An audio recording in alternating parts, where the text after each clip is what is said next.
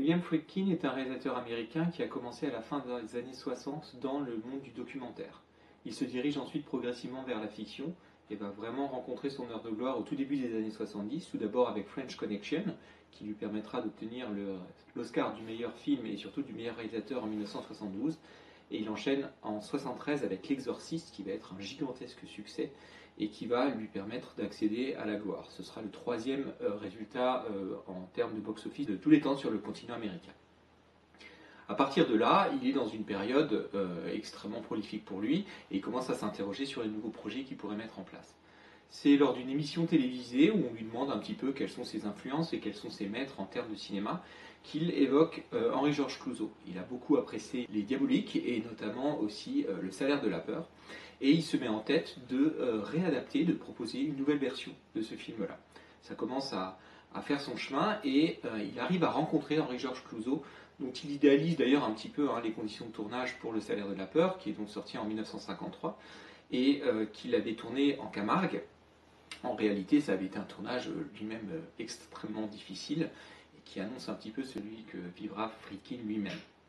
À ce moment de son existence, Henri-Georges Clouzot est dans une très mauvaise passe, qui ne s'achèvera pas d'ailleurs, puisqu'il a tourné son dernier film en 1968, qui s'intitule La prisonnière, qui n'a pas du tout été un succès, et il ne tournera plus jusqu'à sa mort en 1977. On l'a vu ici au Ciné Club, son heure de gloire était notamment le film avec Brigitte Bardot, La Vérité en 1960, et qui lui avait donné une certaine aisance et qui avait poussé assez loin sa tyrannie sur les tournages, et c'est ce qui se passe notamment pour le tournage du film suivant qui s'appelle L'Enfer. On a souvent coutume ici au Ciné Club de raconter des tournages absolument catastrophiques et dantesques, mais au terme desquels on peut quand même vous proposer un produit fini et un film qui a fini par être achevé. L'Enfer, c'est justement le type d'exemple de film mort-né. Le tournage a été interrompu, ça a été quelque chose d'extrêmement douloureux pour tous les personnages qui ont pu travailler dessus. Et je vous invite à regarder le très beau documentaire de Serge Bamberg qui s'appelle L'Enfer de Georges Clouzot, dans lequel il raconte cette catastrophe-là. En tout cas, lorsque Friedkin rencontre Clouzot, il lui explique donc son projet, il se rend compte que Clouzot en réalité n'a plus du tout les droits du film, et il lui promet plusieurs choses, 2 points sur les bénéfices du film sur le territoire américain, ce qu'il n'est absolument pas obligé de faire contractuellement. Il lui dit aussi qu'il lui dédiera le film, et c'est effectivement le cas à la fin du film, vous trouvez cette dédicace, et enfin il s'engage solennellement à ne pas faire un meilleur film que celui que Clouzot a déjà réalisé. Il va falloir donc se tourner vers le romancier qui est à l'origine du Salaire de la peur, publié en 1950 et qui s'appelle Georges Arnaud. Georges Arnaud a récupéré les droits du livre. C'est un être assez obscur et que Clouzot avait apprécié aussi pour ça. C'est quelqu'un qui, en 1941, est accusé du meurtre de sa tante et son père qui ont été massacrés à la serpe dans le château familial. Serpe qu'il avait coutume d'utiliser, tout l'accuse, mais au terme d'un procès vraiment retentissant à l'époque, il sera libéré. Faute de preuves, ça va aboutir à un non-lieu.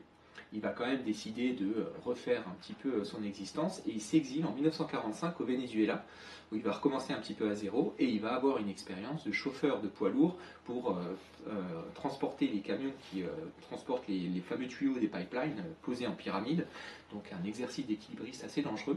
Et c'est ce qui va l'inspirer pour écrire Le Salaire de la peur. Le roman sort en 1950, il a un petit succès, et il va être donc adapté par Clouzot. Clouzot qui engage d'ailleurs Georges Arnaud au départ pour faire le premier traitement, et qui très rapidement se séparera de lui parce qu'il n'est pas du tout satisfait de la version qu'il en propose.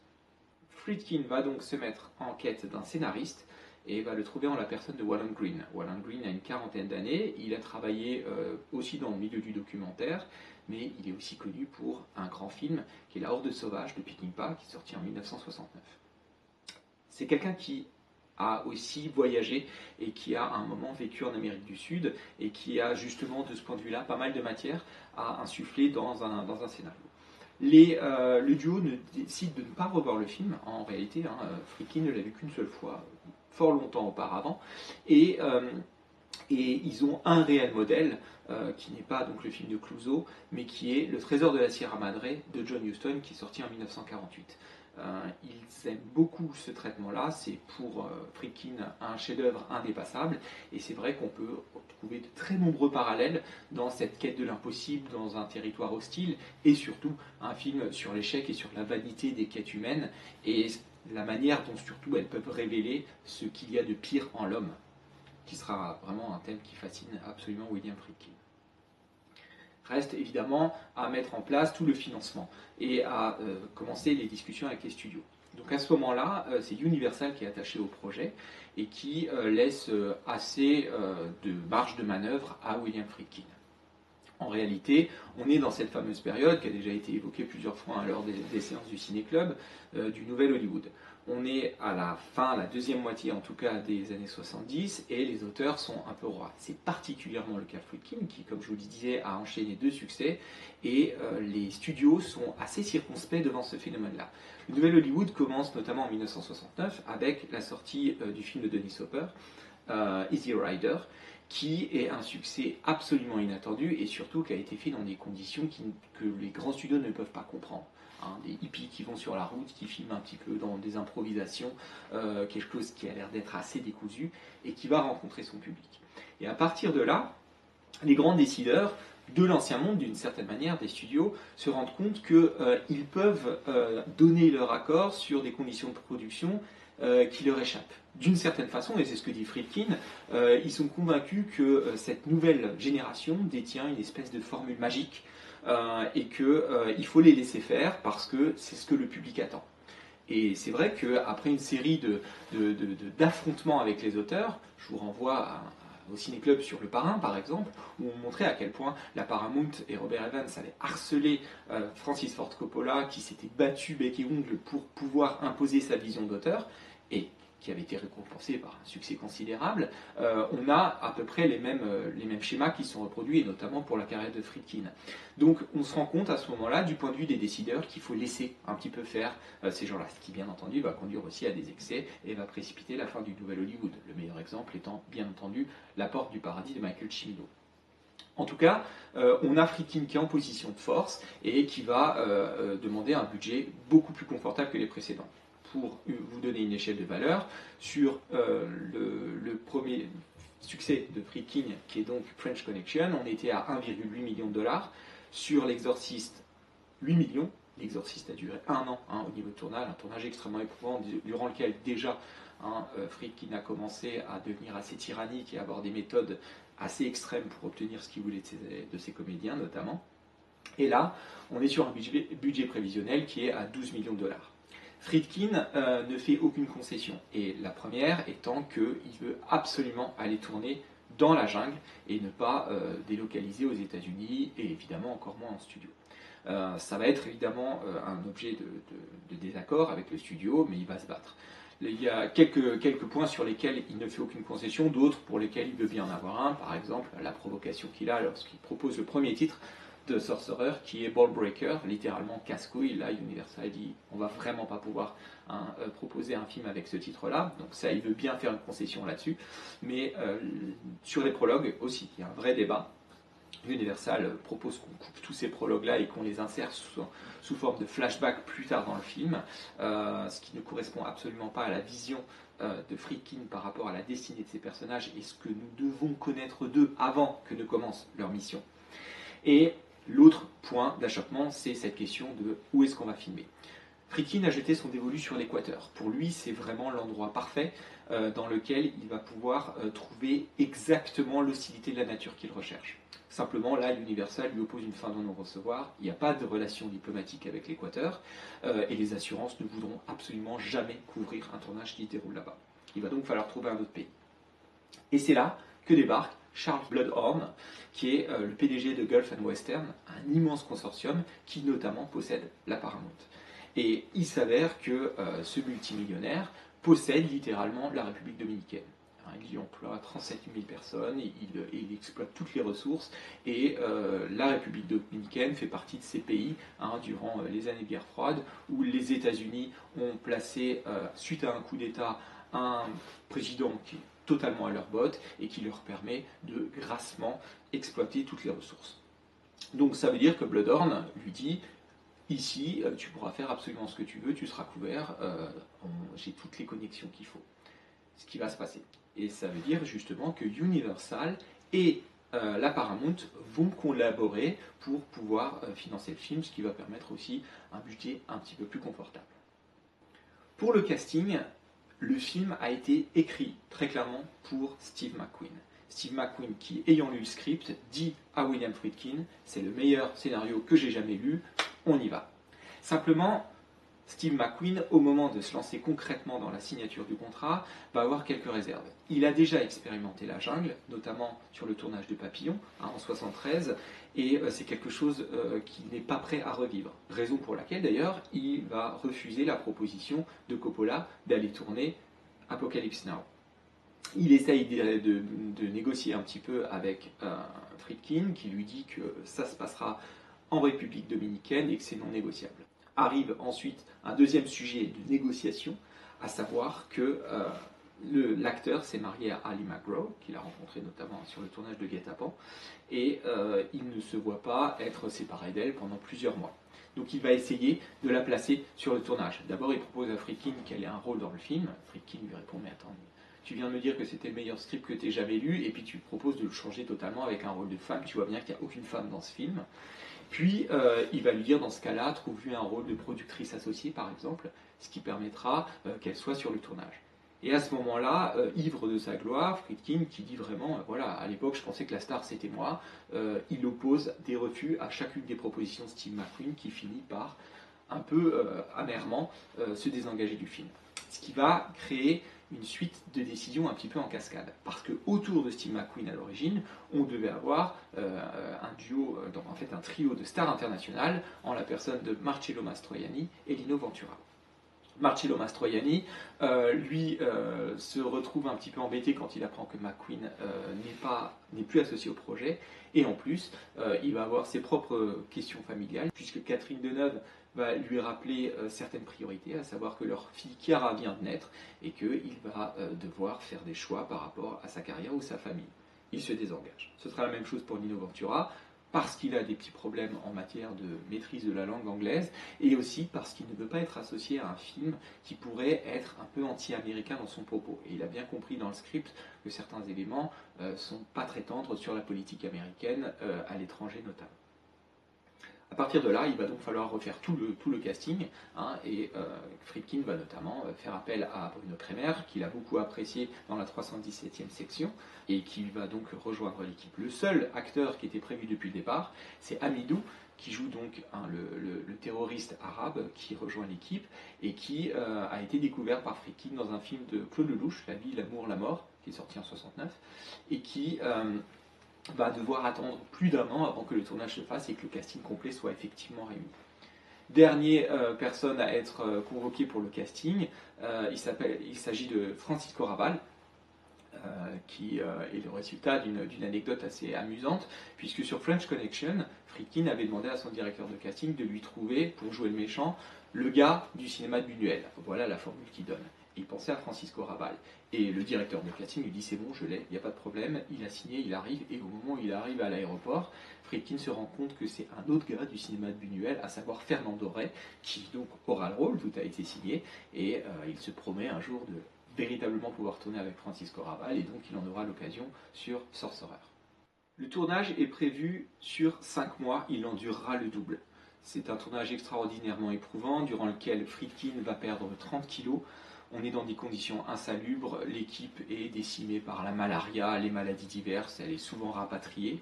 Des coupures d'électricité sont permanentes, Friedkin doit attendre 2 heures du matin pour pouvoir commencer à monter ses rushs dans des conditions où il risque d'éviter un petit peu les coupures. Et la tension est absolument maximale.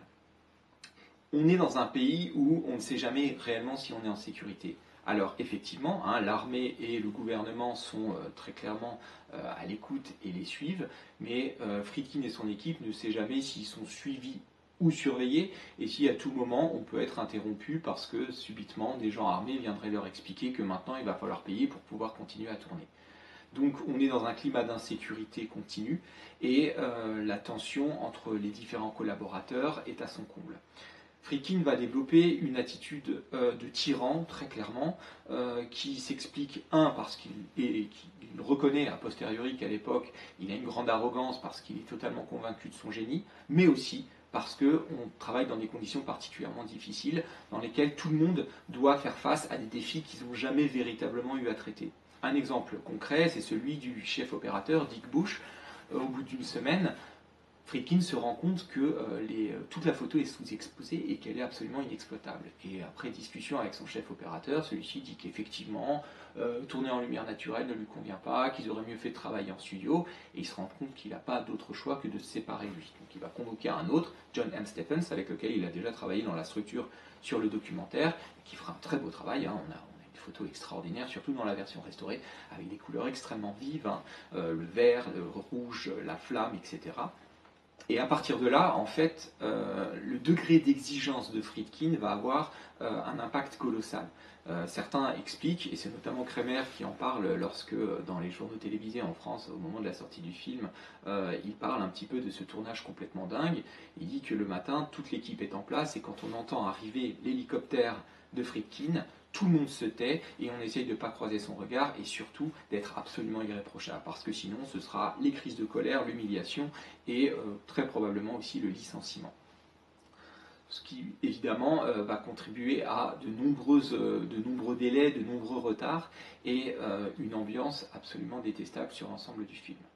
Friedkin a le final cut sur le film et il sait qu'il peut tourner à peu près tout ce qui lui plaît. Cependant, il se rend compte au bout d'un moment que discrètement, les studios qui sont quand même un petit peu inquiets de la manière dont les choses se déroulent, les visualisent en secret et visualisent les rushs. Et donc il va engager à un moment un figurant à qui il va faire réciter en phonétique s'il vous plaît monsieur le producteur, envoyez-nous plus d'argent, de manière à montrer qu'il a besoin de financement supplémentaire, mais aussi de faire comprendre aux gens qui observent ces rushs en secret qu'il en est parfaitement au courant. Donc il a toujours cet angle un peu de provocation qu'il maintient et qui va faire que les relations avec les studios ne vont pas toujours être très simples. Bien entendu, le sommet en matière de catastrophe sur le tournage va être la fameuse scène de la passerelle. C'est une scène que dès l'écriture du scénario, Friedkin a en tête, et pour lui c'est le sommet du film, ça l'est effectivement, et il fera aucune concession sur la manière dont il va falloir tourner cette séquence-là. On commence par construire une passerelle en République dominicaine au-dessus d'une rivière qui fait 3,60 m de profondeur et qui a vraiment la disposition spatiale absolument idéale.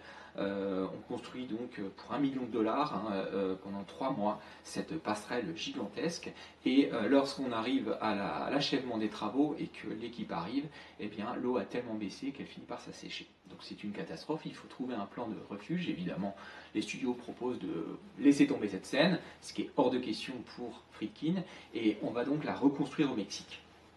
Et à partir de là, on commence à vraiment se poser des questions sur le fait qu'on est peut-être de nouveau sur un tournage maudit.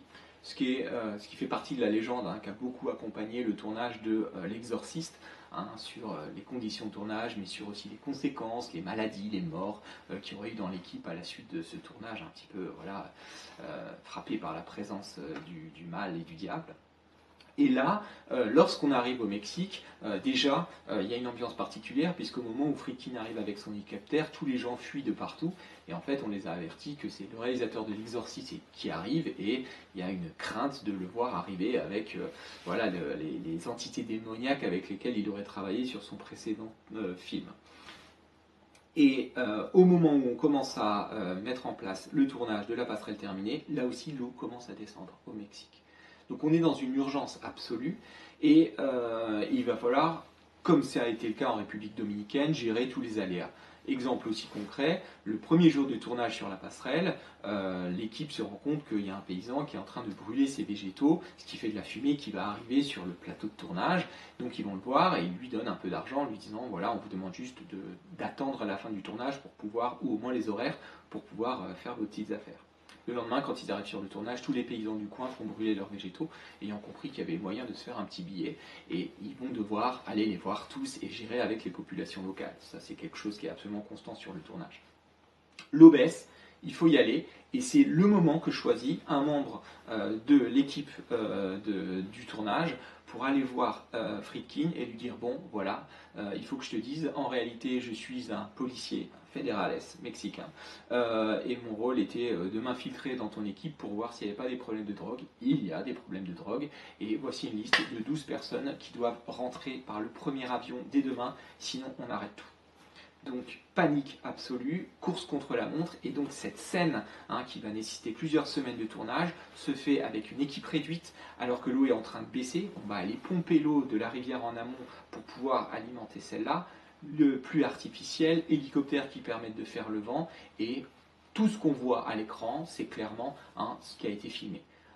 Des mises en danger de à peu près tout le monde, les comédiens, les cascadeurs, tous ceux qui filment, et un camion qui à plusieurs reprises va tomber dans l'eau, il va falloir le remonter, donc on est dans quelque chose d'absolument dantesque, que même Friedkin avoue quand il parle 20 ans après le film, que c'est quelque chose qu'il ne referait probablement pas, mais qu'il est extrêmement fier d'avoir fait, et que c'est vraiment la scène maîtresse à la fois du film, mais de toute sa carrière.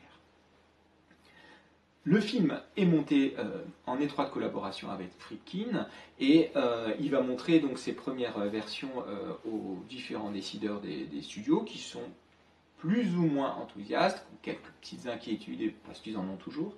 Et l'un d'entre eux, de Universal, demande à Friedkin, bon, d'après toi, tu tapes sur combien au niveau du box-office? Et Friedkin dit, bon, je pense que 90 millions de dollars, ce qui est une très grosse somme à l'époque, il a dépassé les 100 millions pour l'Exorciste. 90 millions de dollars, ça paraît envisageable.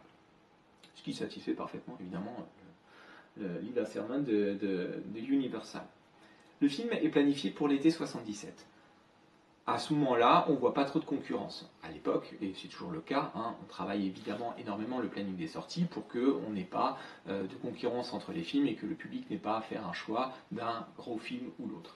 On n'a pas vraiment remarqué qu'une semaine auparavant est censé sortir un petit film qui s'intitule Star Wars de George Lucas et qui visiblement ne peut pas faire d'ombre au grand projet du nouveau film de William Friedkin. Anecdote assez intéressante, toujours, si on réfléchit sur cette notion de karma et de retour de bâton. Friedkin a fondé en 1971, avec Peter Bogdanovich et Francis Ford Coppola, la Directors Company. Une structure qui travaille en partenariat mais à l'écart des studios et dans laquelle justement c'est les auteurs, Directors Company, qui sont vraiment qui ont les pleins pouvoirs et qui peuvent financer des films à budget relativement réduit mais pour lesquels ils font absolument ce qu'ils veulent. Alors la compagnie va tourner court, il ne va pas y avoir énormément de projets qui seront dirigés par elle, mais en tout cas, ce qui est intéressant, c'est qu'à ce moment-là, Coppola arrive avec le projet de son copain George Lucas en disant il y a ça, vous pourrez éventuellement prendre en considération. Et Friedkin va avoir un regard de total mépris par rapport à ce projet Star Wars en disant mais c'est une histoire, c'est un conte pour enfants, ça n'a aucun intérêt, il est hors de question que je sois associé à ça. Et c'est aussi l'une des raisons qui explique l'échec retentissant de Sorcerer, c'est que la première semaine sort donc Star Wars, la deuxième semaine arrive le film de William Friedkin, qui va très rapidement quitter l'affiche, personne n'y va, les réactions de la presse sont relativement mitigées, et la deuxième semaine, Star Wars revient, et va occuper tout l'été, et changer littéralement la donne en matière de spectacle et de cinéma et de tout ce que l'industrie va pouvoir proposer à partir de là. Le film va mettre 1 an et demi à sortir en France. Friedkin n'a pas le Final Cut sur le marché international. Donc on va remonter le film, on va lui changer son titre, il va s'appeler Le Convoi de la Peur pour faire référence au Salaire de la Peur de Clouseau, et on va complètement modifier le montage, on va faire ce qu'avaient prévu les studios depuis le départ, à savoir saucissonner les prologues et les remettre sous forme de flashback. On va remettre certaines scènes issues des rushs pour soi-disant mieux expliquer certains moments du film, et donc c'est une version que ne validera jamais Friedkin, qui d'ailleurs sur certains pays d'Europe fera un procès et le gagnera par rapport à l'atteinte à l'œuvre qu'il avait réussi à créer. Le film dans le monde, qui donc sur son budget final est arrivé à 21 millions de dollars, je précise au passage que Star Wars n'en a coûté que 11 millions. Donc 21 millions de dollars de budget, 9 millions de recettes au box-office international. C'est donc un désastre absolu qui va mettre un coup d'arrêt très sévère à la carrière de Friedkin, du moins dans les grands budgets. Il faudra attendre 36 ans pour que le film ressorte. En 2014, il est restauré aux États-Unis et on aura en 2015 donc cette version, le Director's Cut, qui correspond réellement, il retrouvera son titre originel, Sorcerer, et on pourra découvrir un film qui reste très clairement, Friedkin l'a toujours dit, le préféré de sa carrière. Le premier élément qui fait que ce film est directement lié au Nouvel Hollywood concerne son approche réaliste. on l'a dit, hein, Friedkin vient du monde du documentaire, et c'était l'une des particularités d'ailleurs de ces deux précédents films, et qui explique aussi qu'ils sont vraiment dans leur époque. French Connection, on a l'impression de suivre vraiment en immersion le monde de la police, et pour même un film d'horreur comme L'Exorciste, il y a cette idée d'une espèce de documentaire qui suivrait pas à pas en quoi consiste un réel exorciste. Dans le film Sorcerer, on va adopter la même idée, celle d'aller capter le réel.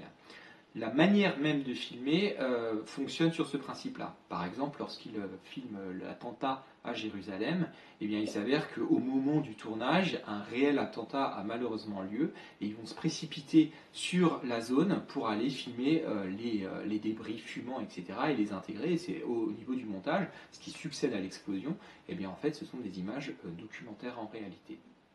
Il en ira de même pour toute la manière dont on va filmer cette fameuse ville de Port-Venir. Tous les petits détails sont soit des détails qui correspondent à l'écriture documentaire de Wallen Green, qui lors de son expérience a pu observer des gestes un peu particuliers, par exemple lorsque le barman met de l'insecticide sur le type qui est en train de dormir sur le comptoir, ou la façon dont le flic ouvre la bouteille de coca à l'aide de son pistolet. Ça, c'est des choses qu'il a pu observer. Et ensuite, on prend ce qui vient autour de soi. Dans cette ville dans laquelle il filme, qui existe réellement, on va filmer un enfant en train de plumer une poule, on va filmer un type qui est à même le sol en train de dormir, probablement ivre-mort, ou des animaux, ces crabes, dans cette sorte de filet, pour donner une tonalité naturaliste assez particulière.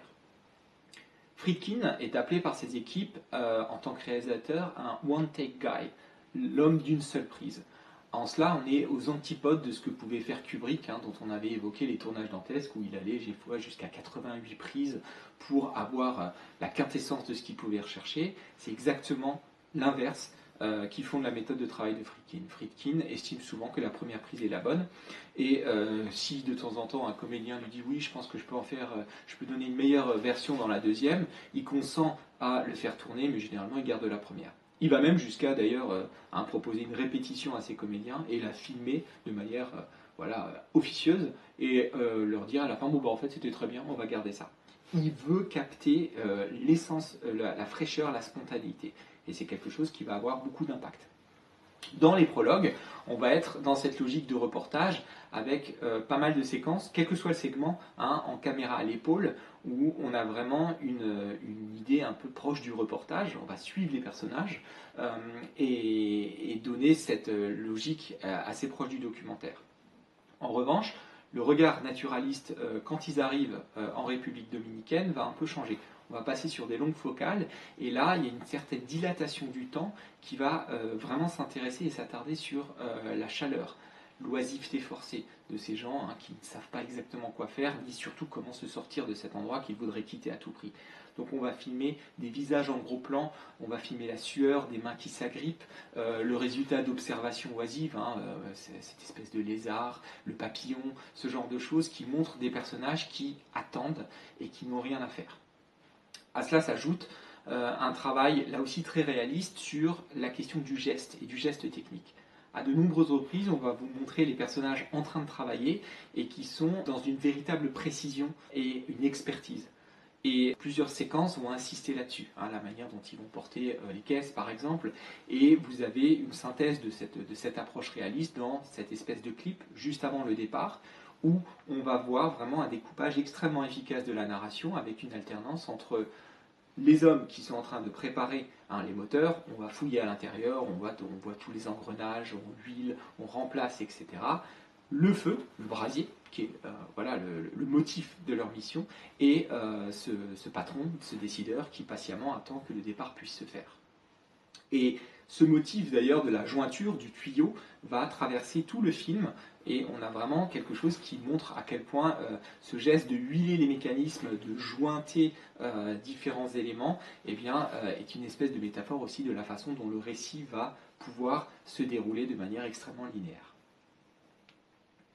À ce regard réaliste est associé évidemment un travail sur la manière dont on va filmer l'action. C'est un film qui est fondé sur le principe d'une grande tension, et c'est un élément que Friedkin va beaucoup penser dans sa mise en scène.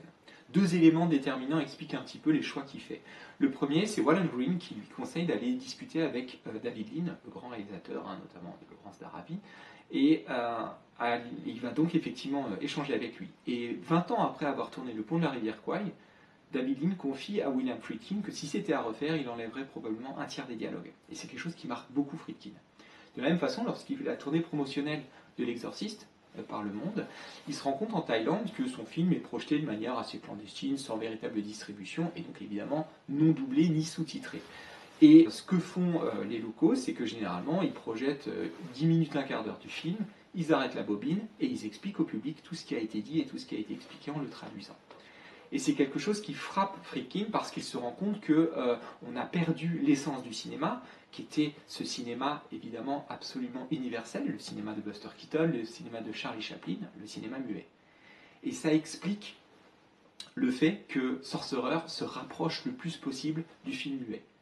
On a un très grand nombre de séquences durant lesquelles aucun mot n'est échangé.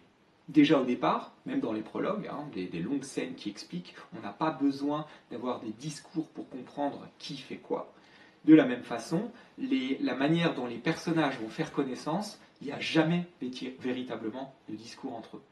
Il y a de très nombreuses séquences où ils se bornent simplement à échanger des regards et on voit déjà que dans leur échange de regards, il y a une façon de reconnaître l'autre. À savoir, je sais qui tu es, je sais pourquoi tu es là, et en réalité, je sais que tu es dans le même contexte que moi.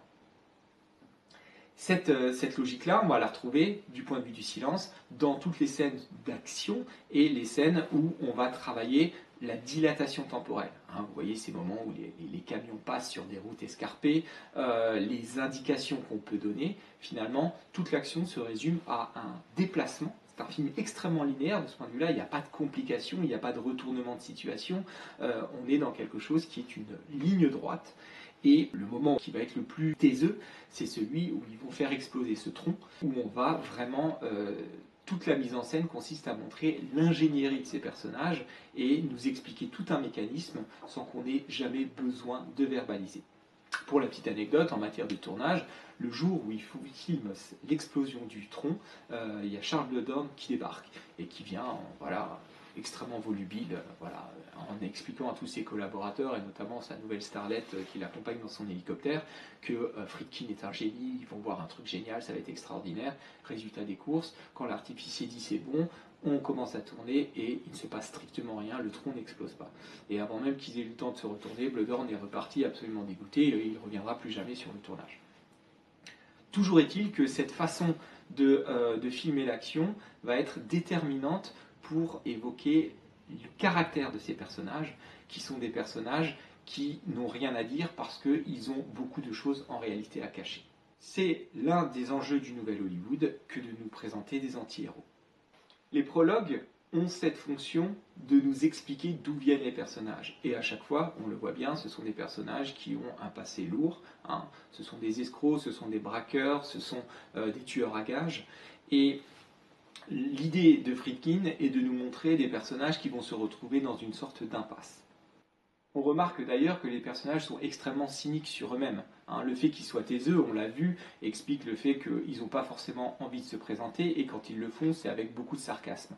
Que ce soit évidemment dans l'ironie criante de leur pseudonyme, où ils prétendent être des locaux alors qu'ils ne parlent même pas la langue, et la manière dont l'un et l'autre parlent. Quand l'un dit qu'il a des informations sur le fait qu'il viendrait du monde de la banque, il ne lui répond pas, et l'autre lui explique qu'il travaille, il explique au flic qu'il travaille dans le hockey sur glace. On est vraiment dans une image à la fois cynique et très lucide. Ce qui explique d'ailleurs la réponse de Manson, joué par Kramer, quand on lui dit qu'il a peut-être été surpris par le climat, et il dit non, c'est exactement ce à quoi je m'attendais, parce qu'en fait, il sait qu'il mérite d'être là.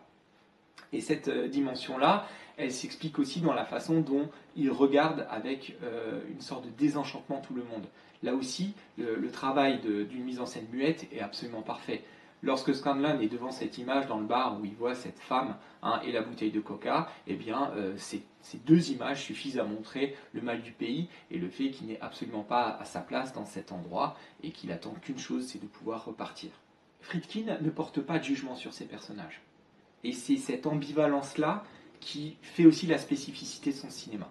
Si vous remarquez des personnages dont on ne connaît pas vraiment le passé et auxquels on pourrait éventuellement s'attacher, je pense au personnage de Marquez qui va être assassiné, et bien au moment où il est assassiné, on se rend compte qu'il est très potentiellement un ancien nazi qui est venu se planquer en Amérique du Sud. On l'évoque d'ailleurs cette question-là aussi par rapport à un haut tenancier du bar qui s'appelle ironiquement Carlos, mais qui a un physique extrêmement germanique. D'ailleurs, on fera un lien assez étrange entre justement l'aigle noir de son passeport qui pourrait faire référence au Troisième Reich, mais qui a un écho assez curieux avec le sigle de la multinationale. De la même façon, quand on commence éventuellement à pouvoir s'attacher à ces personnages, eh bien, le scénario prend soin de nous montrer qu'ils restent des gens immoraux. Regardez la manière dont Scanlon, donc joué par Scheider, se réjouit lorsqu'ils ont passé la passerelle en se disant les autres n'y arriveront pas, on va toucher le double de la prime. Donc là, de nouveau, c'est un personnage qui reste antipathique et qui est dans quelque chose de profondément égoïste. Donc il s'agit à chaque fois de montrer que les personnages ne peuvent pas se réduire à un côté ou un autre de la morale. Ce qui est parfaitement résumé par l'épouse, d'ailleurs, de Manzon à Paris, lorsqu'elle lit les mémoires de ce légionnaire et qu'elle explique donc qu'il a fini par tirer sur par ordonner le tir plutôt sur cette civile. Donc son mari dit oui, bon ben voilà, c'est juste un militaire, et elle dit on n'est jamais juste quelque chose. Alors c'était un militaire, rien de plus. Personne n'est quelque chose et rien de plus. Et Friedkin le dit, c'est là l'un des propos du film, c'est qu'on ne peut pas se limiter à une seule définition. L'homme est complexe. Et cette ambivalence, on va la retrouver dans le film parce que, mine de rien, il y a quand même quelque chose qui commence à se mettre en place. Si vous regardez l'évolution, par exemple, du personnage du terroriste qui, au départ, menace le tueur à gages mexicain avec son couteau dans la rue, et la deuxième fois qu'il brandit un couteau devant lui, c'est pour lui demander son aide et couper ses poches pour pouvoir mettre en place son mécanisme pour faire exploser le tronc. De la même façon, on commence à discuter de Paris, de son passé. Il y a des relations qui se créent un petit peu, et même Scheider, avec le personnage du tueur, lorsqu'il discute avec lui et que celui-ci est en train de mourir, on sent qu'il y a une forme d'attachement. Parce que c'est ce que explique Friedkin, ce qui l'intéresse aussi, c'est de montrer 4 personnes qui viennent d'horizons totalement différents, qui représentent vraiment différents coins de la planète, et qui sont obligés de collaborer ensemble face à une matière explosive. Et s'ils collaborent mal, ça explose. Pour lui, c'est une métaphore de la situation géopolitique de l'époque, et qui malheureusement est encore plus d'actualité aujourd'hui. Il explique d'ailleurs dans certains entretiens qu'on pourrait même faire un rapprochement entre cette nitroglycérine et l'arme nucléaire, à savoir l'idée que c'est quelque chose qui peut nous dépasser et que si les peuples ne s'entendent pas, ça peut exploser à la tête de tout le monde et faire des dégâts sur l'ensemble du groupe. Ce qui nous conduit à un autre thème qui est celui de l'idéologie dans le film. C'est un thème qui est assez ambigu encore chez Friedkin. Friedkin dit « je n'ai pas de boussole morale ». C'est-à-dire qu'on ne peut pas s'attendre à ce que, venant de son fait, on ait un discours idéologique marqué dans lequel on puisse avoir des repères stables. Pourtant, très clairement, la manière dont il va montrer la présence américaine en République dominicaine et à plus large échelle en Amérique du Sud est clairement du côté de la dénonciation. On voit dès le départ, quand ils arrivent, la manière dont les populations locales sont traitées, quand ils montent le pipeline et qu'ils s'effondrent sur les gens. On a vraiment une image d'un monde du travail qui est absolument terrible, dans lequel les gens sont exploités. Vous avez les hommes en blanc d'un côté qui sont les décideurs, et vous avez de l'autre la population qui est totalement exploitée. Le logo d'ailleurs de cette firme est présent partout de manière extrêmement menaçante et a une certaine évolution. Il a l'air d'avoir une vie propre jusqu'à cette image finale où il est devant les flammes et il a l'air vraiment d'être une espèce de matérialisation d'un signe démoniaque d'une certaine façon. La dénonciation va d'autant plus loin que William Friedkin va réserver une petite surprise pour Charles Bloodhorn. Au moment où il découvre le film, qui est complètement finalisé, Bloodhorn se rend compte que dans le bureau des gens qui signent les contrats, eh bien, la photo du conseil d'administration de cette firme pétrolière, eh bien, c'est celle du conseil d'administration de Gulf and Western. Ce qui évidemment est là un taquet envoyé directement à l'une des personnes qui a financé le film. Une ironie qu'on avait d'ailleurs déjà au moment du tournage du Parrain 2, puisque Bloodhorn avait mis à disposition la République dominicaine pour toutes les scènes du Parrain 2 qui se passent à Cuba, et durant lesquelles on voit Coppola qui filme ces élites américaines, ces grands financiers qui se coupent littéralement ce gâteau, hein, je vous souvenez-vous de cette scène, où ils se divisent toutes les ressources du pays. Donc il y a toujours cette idée assez paradoxale de voir des grands financiers américains mettre de l'argent dans des films qui assez directement, assez explicitement dénoncent leurs pratiques. La dénonciation se fait aussi sur le pouvoir, pas seulement sur la dimension économique. On a de très nombreuses références aux dictateurs à travers ces petites affiches, ces pochoirs sur les murs, et d'ailleurs, à la fin, quand il revient, pour montrer une nouvelle fois à quel point on est dans l'échec, on est en train de coller de nouvelles affiches, comme si le dictateur allait se représenter à sa propre succession. C'est un élément qui, là aussi, est une sorte de toile de fond absolument désespérée, de la même façon qu'on aura la police corrompu, qui va convoquer le personnage pour prendre une partie de son salaire. Ces regards noirs sur la nature humaine, on va le voir aussi dans la manière dont des gens vont aller dans la nature pour revenir quasiment à l'instinct primaire, et lorsqu'ils retrouvent des hommes, eh bien ce sont des hommes qui, justement victimes de cette exploitation, vont aboutir à une véritable tuerie. C'est pas forcément bien expliqué dans le montage qu'on voit, mais lorsque le pneu éclate, ce sont les rebelles qui ont tiré sur le pneu et qui font que le premier camion explose et chute dans le ravin, parce qu'on les voit ensuite par la suite, et là aussi l'interaction, on voit qu'ils sont intéressés par avoir la nourriture que pourrait transporter le camion, et on les achève littéralement à coups de pelle. On est dans une vision extrêmement noire de cette humanité-là, et des rapports entre les gens et des rapports entre les classes. C'est Friedkin qui a écrit le discours qui vise à motiver les figurants lors de la scène d'émeute. Une scène d'émeute qui, elle aussi, est filmée de manière extrêmement réaliste. On a l'impression d'être du côté du documentaire, là encore. Et certains observateurs, certains commentateurs du film se posent la question de savoir si justement la manière dont il a galvanisé un petit peu les populations locales pour jouer ces scènes d'émeute contre les grands consortiums ne serait pas peut-être la première étincelle vers le changement de régime qui a été celui de la République dominicaine. En effet, le dictateur fantoche a perdu les élections suivantes, il a essayé de les annuler, mais il n'est pas parvenu à le faire parce que le mouvement de contestation de la foule a été trop énorme et on a changé de régime. Certains se demandent si Friedkin et son équipe de tournage n'ont pas joué un petit rôle dans ce changement-là. En contrepoint de ce monde des hommes qui s'entre-dévorent, nous avons la nature. La nature est un thème qui fascine les cinéastes du Nouvel Hollywood, et avant eux, un cinéaste qu'on a eu l'occasion de voir ici, Werner Herzog, avec Aguirre ou Fitzcarraldo, dans lequel on voit vraiment cette fascination pour des forces telluriques qui vont avoir un profond ressort dramaturgique. C'est ce qu'ira chercher aussi Coppola dans Apocalypse Now, ou Michael Cimino dans à la fois Voyage au bout de l'enfer et plus tard, encore de manière plus expressive, dans La Porte du paradis. Les plans d'ensemble ouvrent généralement les prologues et insistent sur le fait qu'on est dans un milieu très urbain. Alors on va avoir une transition sur un plan d'ensemble sur la canopée, une nature extrêmement verte, dans laquelle justement on va avoir un contraste d'un territoire sauvage assez effrayant pour les personnages à partir du moment où ils arrivent à Port-Venir. Cette nature-là, néanmoins, est déjà souillée par l'homme. Si vous regardez, on a de très nombreuses images dans lesquelles on voit ces pipelines qui traversent la nature, qui sont vraiment ces espèces de saignées pour en exploiter les ressources jusqu'à la dernière goutte. Et même cette très belle séquence prise par hélicoptère où on voit une verdure éclatante, eh bien, elle aboutit sur quoi? Sur ce pipeline en feu, donc cette fumée noire, ces flammes oranges totalement infernales, qui montrent évidemment l'interaction de l'homme sur la nature pour évidemment son plus grand mal. La nature est une force supérieure dans laquelle très clairement les protagonistes vont se perdre.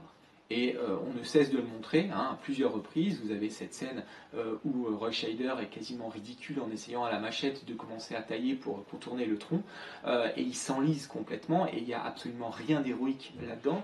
De la même façon, lorsqu'on voit l'arbre arriver sur la passerelle, on a vraiment l'impression que la nature va attaquer littéralement les personnages et les mettre dans un contexte inextricable pour les dévorer. Et en matière de dévoration, il y a une scène assez subreptice, mais au moment où l'un des protagonistes fuit la future explosion du tronc, il arrive dans un endroit où il y a plein d'ossements, et là aussi on vous montre cette nature qui est une espèce de cimetière qui dévore le vivant et qui se nourrit de lui. Cette nature, elle est aussi filmée pour ce qu'elle est. Dans la fameuse scène où il prépare l'explosion du tronc, on a un certain nombre de plans alternés où on voit ce rapace qui vole en contre-plongée et qui vient créer une sorte de contraste par rapport à l'activité un peu vaine des hommes en contrebas. Et lorsque le tronc a éclaté, on a l'impression de suivre de nouveau cet oiseau qui va nous mener sur des hauteurs escarpées comme une sorte de libération. Et là aussi, c'est très ironique, puisque ces routes escarpées seront le danger final qui va contribuer à la chute du premier camion. Et cette chute-là, après avoir évidemment vu cette image spectaculaire de l'explosion, s'achève sur de nouveau un plan d'ensemble dans lequel vous avez une petite fumerole au loin qui montre voilà, la vanité de ces petites silhouettes qui ont essayé d'occuper l'espace de manière extrêmement éphémère et qui seront très rapidement englouties et oubliées par ce vaste paysage. Cette évolution du propos va aussi conduire Friedkin à diriger la tonalité de son film vers le fantastique. C'est-à-dire que, certes, on est dans un regard documentaire, mais il n'y a rien de tel pour lui que le mélange des genres. Et il s'agit d'accompagner ces personnages vers quelque chose qui est une telle absence de maîtrise qu'on va flirter avec le surnaturel. Friedkin, on l'a dit, vient du documentaire, mais à 21 ans, il découvre Citizen Kane. Et pour lui, c'est une véritable révélation. Il se rend compte, dit-il, que le cinéma permet d'explorer sous la surface de la figure humaine. Et ça va être sa quête pour sa carrière à venir. Donc le film s'appelle Sorcerer déjà, il a cette dimension un petit peu fantastique. Donc le titre, alors c'est l'un des camions qui s'appelle comme ça. Et ça vient aussi d'un album de Miles Davis, qui écoute beaucoup Friedkin à l'époque. Et c'est une façon aussi de faire le lien avec l'exorciste. Quelque chose qui est finalement va desservir le film et qui va être très maladroit. Cette image d'ailleurs que vous avez au début du générique sous le titre, on voit cette espèce de statue Inca assez menaçante et qui reviendra au moment où les camions passent, crée un lien direct avec le fameux Pazuzu, la créature démoniaque qui est une statue que découvre le personnage au début de l'exorciste. Et c'est quelque chose que d'une certaine façon Friedkin brandit comme une sorte de talisman pour retrouver un petit peu le succès de son film précédent, mais qui en réalité va plutôt le mettre du côté de la malédiction, si on regarde le résultat des courses. Cette dimension fantastique, elle va s'incarner non pas du tout dans un phénomène surnaturel, mais dans la manière dont on va montrer la déraison. Le premier élément intéressant, c'est évidemment la façon dont on filme les camions. Les camions sont des personnages à part entière, ils sont très clairement personnifiés, on a un anthropomorphisme assez fascinant, et cette séquence durant laquelle justement on les prépare aboutit à cette image extraordinaire, grandiose, où vous avez les phares qui s'allument dans la nuit dans cette vision en contre-jour, où réellement on a une créature qui prend vie, des yeux qui s'allument, et ces pare-chocs qui ont l'air d'être des mâchoires, autant de références à un film qui a déjà réussi à personnifier le camion, qui est le Duel de Spielberg, qui est sorti en 1971 et dans lequel on a déjà tout ce travail totalement fascinant de mise en scène pour donner vie à la machine. Cette dimension fantastique, elle se joue aussi avec le fait qu'on se retrouve dans un milieu très étrange, que les gens ne connaissent pas. Il y a la barrière de la langue, mais aussi d'un certain nombre de coutumes. On a cette femme récurrente dans le film, qui apparaît souvent derrière des barreaux, qui les observe, qui va donner cet objet mystérieux qu'on ne verra pas véritablement au personnage incarné par Bruno Kremer, et qui semble avoir une conscience aiguë de ce vers quoi il se dirige. On a aussi cette personne qui semble sortir directement de la forêt vierge au moment où il y a ce choix des destinations avec la flèche qui est tombée au sol et qui a des propos très mystérieux, plutôt de vieux sage, vous voulez rentrer chez vous, au lieu d'indiquer la direction. Pareil, cette scène très étrange de l'aborigène qui court autour du camion et qui déstabilise profondément les chauffeurs. Ici, on dérive vers quelque chose qui est aussi ce rapport à l'autre qu'on ne peut pas comprendre. Pas mal d'échos peuvent être faits d'ailleurs dans cette scène entre ce film et le film de John Boorman, Délivrance, où on a aussi ce rapport à l'autochtone et ce fossé qui se creuse, cette incommunicabilité entre eux. Mais il y a aussi l'idée pour Friedkin et pour Wallen Green de travailler le réalisme magique. Friedkin a travaillé à un moment l'idée d'adapter 100 ans de solitude de Gabriel García Márquez, qui est sorti en 1967. Il finira par renoncer parce qu'en fait c'est quelque chose qui devrait faire plutôt l'objet d'une adaptation en série. Mais en tout cas, cette idée d'un réalisme magique qui permet justement de montrer les limites de la compréhension du monde par l'occidental irrigue clairement ce film-là. Un autre élément qui va travailler la question du fantastique, c'est évidemment la musique. La musique est très peu présente, mais quand elle l'est, a un rôle déterminant. Le groupe Tangerine Dream signe la bande originale Friedkin les a découverts lors de la tournée promotionnelle de L'Exorciste en Allemagne. Un jeune cadre de la Warner lui dit faut que tu viennes, il y a un concert d'un groupe local complètement dingue, et ils vont très loin, se retrouver dans une espèce d'entrepôt désaffecté dans le noir total pendant 3 heures pour un trip phénoménal, à l'issue duquel Friedkin va voir les musiciens, il leur dit voilà, vous ferez la musique de mon prochain film, et ils vont composer sans avoir d'image, uniquement avec quelques indications sur l'histoire. Et Friedkin recevra d'ailleurs les bandes au milieu de la jungle. Il ne pourra pas les écouter pendant un moment et il montera son film avec la musique. Donc il y a véritablement un travail d'osmose et quelque chose là aussi d'assez étonnant dans le contraste entre cette musique électronique très synthétique et la nature qu'on filme qui suinte cet élément très naturaliste. Et c'est quelque chose qui va là aussi mettre en place une forme de malaise, d'étrangeté qui dérive vers le fantastique. Un fantastique qui va vraiment prendre une ampleur sur la fin, dans la séquence finale, où là ils sont allés tourner au Nouveau-Mexique, dans un désert sacré des Navajos, et où on est dans un décor complètement lunaire, où le traitement de la photographie crée une espèce d'image violette et dérive vers une sorte de délire absolu du dernier personnage vivant, qui va être assailli par les souvenirs, avec une image qui littéralement est déchirée par des éclairs, jusqu'à ce final où il va donc marcher seul dans l'obscurité, éclairé par ces flammes infernales vers lesquelles il dirige cette dernière caisse. Donc on est vraiment dans quelque chose qui a complètement quitté le réel. Le dernier point, qui est le point majeur pour Friedkin, c'est la question de la tragédie et la question du film sur le destin. À ce sujet-là, Friedkin a une formule qu'il répète volontiers à longueur d'entretien et dont il est assez fier. Exorcist was the mystery of faith, la foi, et Sorcerer was the mystery of fate, le destin. Sorcerer est effectivement un film sur le destin. Les prologues ont cet objectif qui consiste à montrer à quel point tous les éléments de l'avenir des personnages sont déjà annoncés et tout tracés. Vous avez un très grand nombre de petits éléments visuels. Regardez par exemple l'explosion, évidemment, à Jérusalem. Vous allez avoir le camion lors de la poursuite du braquage, qui les ralentit, qui a l'air d'annoncer le véhicule futur du chauffeur, qui est le personnage de Scheider. Mais aussi des motifs un petit peu plus précis, sous forme de clin d'œil d'une certaine manière. Quand on voit par exemple le fait qu'on évoque les homards à Veracruz au restaurant parisien. Alors, Mexique, on n'arrêtait pas de parler des homards de Veracruz. Résultat, c'était immangeable. Vous avez l'hôtel dans la toute première séquence dans lequel descend le tueur à gages, vous avez des motifs sur le mur assez étranges qui peuvent d'une certaine façon annoncer ce que sera le logo de la multinationale, de la même façon que la femme de Manson a un pendentif qui a l'air de renvoyer aux figures Inca. Bref, tous ces éléments-là ne cessent d'annoncer ce vers quoi ils se dirigent. Et ce sont des personnages qui vont devoir composer avec une trajectoire dans laquelle leur échec semble être prédestiné. Tout ce qui pouvait être du côté de la rédemption est là aussi systématiquement renversé. Le motif de la femme de ce point de vue-là est assez intéressant. Vous avez cette scène assez étrange lors du braquage où on est sur un découpage traditionnellement entre le bien et le mal. En surface, vous avez l'église dans laquelle se déroule un mariage et dans les fondations, vous avez ce braquage avec ces gangsters qui rentrent et qui vont ensuite investir les fondations pour commettre leur forfait. Mais si on regarde dans le détail, ce mariage est extrêmement étrange. Vous avez une épouse qui est un cocard, qui donc est visiblement victime de violence, et vous avez un prêtre qui parle du consentement devant Dieu, quelque chose d'extrêmement ironique et de cynique de la part du réalisateur, qui montre qu'une fois encore, ce n'est pas par ces images traditionnelles que la rédemption sera possible.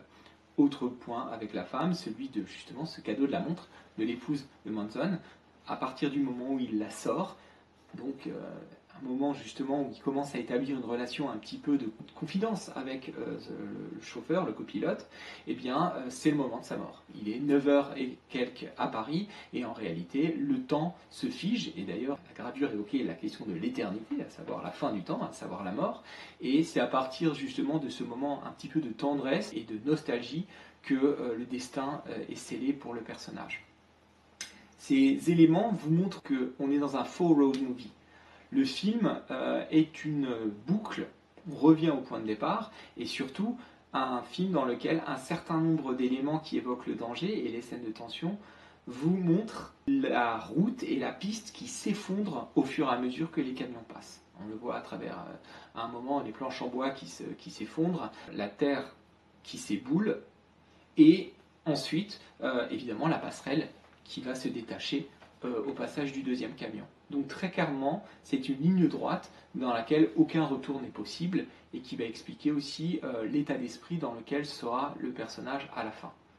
Un autre motif qui montre bien que les personnages sont conscients d'être arrivés au terme d'une certaine façon de leur existence, c'est la manière dont on les filme. Ils sont enfermés, très clairement, Porvenir est une prison à ciel ouvert, et vous avez de très nombreux motifs de grillage, de cloisons, de barreaux, qui montrent ces personnages qui sont dans une liberté illusoire et qui certes, se sont exilés au bout du monde, mais dans une destination qui n'a rien d'exotique et qui n'a rien de ce que pourrait être la liberté.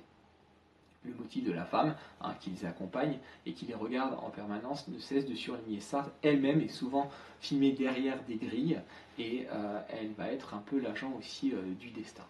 Parce que le sujet absolu du film est bien évidemment l'échec. La séquence finale, où on voit donc le personnage en position de vainqueur a priori, qui donc touche son argent à ses papiers, etc., propose un contraste très fort lors de ce très long gros plan sur le visage, où on voit qu'il porte les habits de l'élite, il a vraiment ce costume, on voit bien qu'il ne lui va pas, le petit chapeau, le costume blanc, exactement comme son ancien patron, un visage qui est celui de la défaite, visage tuméfié et surtout regard complètement vide. On sent que ce personnage, qui va effectivement toucher l'argent de tous les morts, eh bien, leur appartient déjà.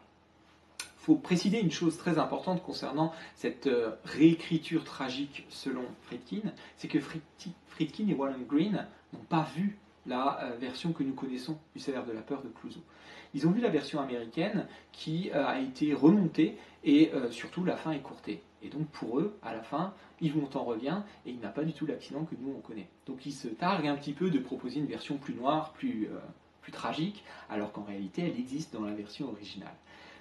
Il est question à un moment, dans une première version du script, de faire en sorte que Scanlon aille amener la fameuse lettre de Manson à sa femme à Paris, et que potentiellement il puisse même avoir une liaison avec elle pour une espèce de nouveau départ.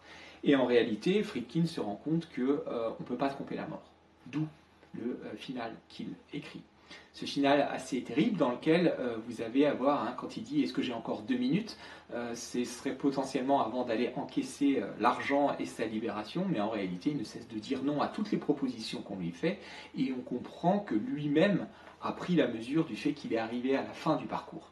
Et la danse qu'il fait avec cette femme, très mystérieuse, qu'on pourrait intégrer dans cette conception du réalisme magique, est en réalité une danse avec la mort, un adieu au monde, dans un dernier moment de contact, dans un milieu totalement sordide. Et ce terrible plan final, où la caméra recule, eh bien, va vous donner la mesure de ce qu'il attend, le retour du destin, les choses qui étaient à régler, parce que de ce point de vue-là, un scénario tragique, c'est celui qui justement n'oublie jamais rien de ce qui devait être réglé, et l'arrivée donc des tueurs vous montre l'imminence de la fin de son existence.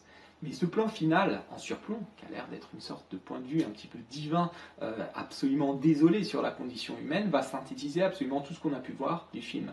Vous avez ces tueurs, évidemment, mais on a aussi cette espèce de misère absolument sordide, cette vision violente, cette carcasse de viande. Vous avez aussi ce convoi militaire qui passe. Il vous montre un monde qui était dans un certain état avant que ces personnages de l'extérieur n'arrivent, qu'il a été pendant leur présence et surtout qu'il leur survivra. L'échec n'est pas seulement celui du protagoniste, c'est aussi, on l'a vu, celui du film.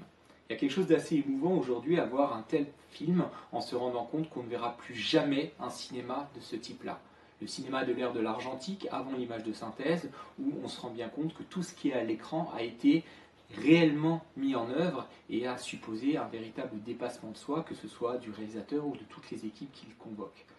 Et cette fameuse scène du pont, elle est spectaculaire non seulement à l'intérieur du récit, mais aussi parce qu'on se demande comment ils ont réussi à nous proposer un tel spectacle. C'est le même type de remarque qu'on se faisait lorsqu'on était devant les films de Werner Herzog, par exemple. Et on est à un moment charnière de l'histoire du cinéma où, en réalité, le public ne veut plus de ça. Ne veut plus de cette ambivalence, il va lui préférer un cinéma familial, beaucoup plus schématisé, où on est moins intéressé par les personnages que par les figurines, par un univers de contes, soit un effroi popcorn comme Les Dents de la Mer, ou carrément des contes de fées avec des effets spéciaux comme Star Wars. À partir de là, Friedkin va devoir prendre certaines décisions. Il est bien conscient qu'on ne va plus jamais lui proposer un budget pour des films à grand spectacle ou censés attirer un grand public, et il va finalement faire le parti pris de son œuvre à venir. L'un de ses films suivants, c'est Cruising avec Al Pacino, qui est une descente en enfer dans les bars sadomaso gays de New York. Pacino lui-même aura beaucoup de mal à assumer ce film. Et on aura aussi, en 1985, Police fédérale Los Angeles, dans lequel il va prendre le parti de tuer son personnage principal dans un polar assez classique, mais au beau milieu du film, ce qui va créer véritablement une surprise pour le spectateur. Après ça, on va avoir une période quand même de latence dans laquelle il va répondre à certaines commandes et il avoue lui-même aussi avoir fait un certain nombre de films assez médiocres. William Friedkin revient au début des années 2000 avec 2 films extrêmement forts adaptés de pièces de théâtre à chaque fois. Il s'agit de Bug, qui est une plongée en enfer dans l'esprit d'un homme paranoïaque persuadé que son corps est colonisé par des insectes jusqu'à la plus totale autodestruction, et Killer Joe, dans lequel Matthew McConaughey, qui jusqu'à présent avait joué dans des rôles vraiment de bellâtre au sein de romances on ne peut plus convenues, incarne un flic pervers et ultra violent dans un film qui va véritablement marquer les esprits. Il est mort cet été, à l'âge de 87 ans, et on a appris peu de temps avant qu'il avait tourné un dernier film qui s'appelle The Caine Mutiny Court Martial, qui n'est pas sorti en France, pas sûr qu'il sorte, et qui est un film aux antipodes de ce que peut être Sorcerer. Huis clos, adapté d'une pièce de théâtre. Le récit avait déjà fait l'objet d'une adaptation dans les années 50, Ouragan sur le Caine, et qui raconte l'histoire d'un procès. Et dans ce film-là, on est vraiment dans un film à petit budget, dans lequel des acteurs de qualité vraiment donnent une très bonne performance à ce réalisateur qui va une nouvelle fois disséquer la personnalité humaine. Et on retrouvera, malgré la distance qui peut séparer tous ces films-là, cet attrait de Friedkin pour la complexité humaine, parce qu'au fil de certains retournements de la situation, on comprend que ceux pour qui on pouvait avoir de l'affection ou ceux qui pouvaient éventuellement incarner le bon côté de la morale sont finalement des personnages bien plus complexes. Jusqu'à la fin de sa carrière, jusqu'à son dernier souffle, Friedkin aura réussi à, malgré tout, faire des films et toujours aller chercher sous la surface de la vie humaine.